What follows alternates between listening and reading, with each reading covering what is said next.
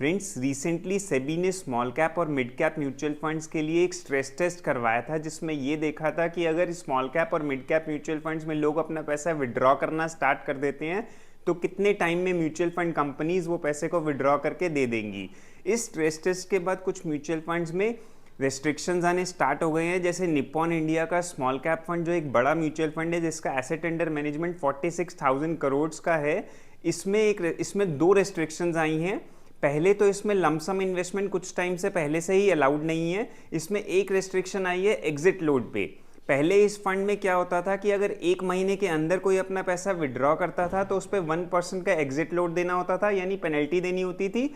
अब ये exit load का पीरियड 1 ईयर का कर दिया गया है, यानी अगर आप अपना पैसे को रिडीम करते हो 1 साल के अंदर तो आपको 1% का एग्जिट लोड देना पड़ेगा, और 1 साल के बाद आप अपने पैसे को विड्रॉ करते हो तो कोई एग्जिट लोड आपको नहीं देना होगा। फ्रेंड्स, अगर हम Nippon India small cap fund के रिटर्न्स देखें तो देखिए लास्ट 1 ईयर में इस फंड ने 54.78% के रिटर्न्स दिए हैं, लास्ट 3 ईयर्स में 34% के रिटर्न्स, लास्ट 5 ईयर्स में 28% के रिटर्न्स दिए हैं, और 10 ईयर्स में भी 26% के रिटर्न्स दिए हैं। तो कैटेगरी एवरेज को भी ये आउट परफॉर्म कर रहा है और काफ़ी अच्छा फंड है ये। इनफैक्ट लास्ट 10 ईयर्स में नंबर 1 कैटेगरी का फंड रहा है ये स्मॉल कैप फंड्स में। और इसमें SIP के भी रिटर्न्स आप देखोगे तो लास्ट 1 ईयर में 40%, 3 ईयर्स में 31%, 5 ईयर्स में 35% और 10 ईयर्स में 24% के रिटर्न्स दिए हैं।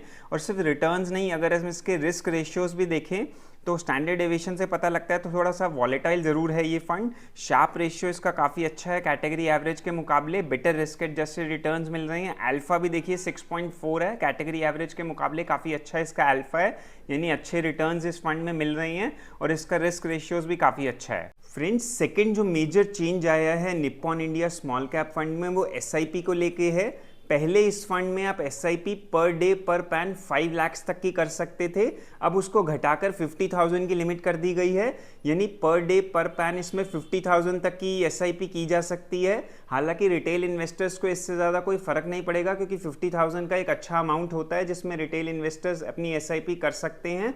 लेकिन जो बड़े बड़े इन्वेस्टर्स हैं वो इससे ज़्यादा अमाउंट की भी SIP करते हैं तो उनको ज़रूर इससे इम्पैक्ट पड़ेगा।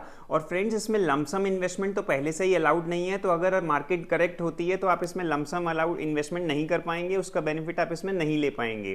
तो फ्रेंड्स, मेजर चेंजेस इसमें यही थे कि लमसम तो पहले से अलाउड नहीं है, एक तो एग्जिट लोड चेंज करके 1 ईयर का कर दिया गया है 1% का, और SIP भी आप इसमें 50,000 पर पैन पर डे तक की ही कर सकते हैं। तो ये मेजर चेंजेस जो Nippon India small cap fund में किए गए हैं ये इसीलिए किए गए हैं ताकि लोग इसमें लॉन्ग टर्म के लिए इन्वेस्ट करें, शॉर्ट टर्म के लिए लोग इसमें ना आए, और ज़्यादातर ये रिटेल इन्वेस्टर्स को फ़ायदा ही देंगे ये चेंजेस। तो फ्रेंड्स, ये थी आज की वीडियो। अगर आपको ये इन्फॉर्मेटिव लगी हो तो लाइक करें, हमारे चैनल को सब्सक्राइब कर लीजिएगा। Thank you for watching.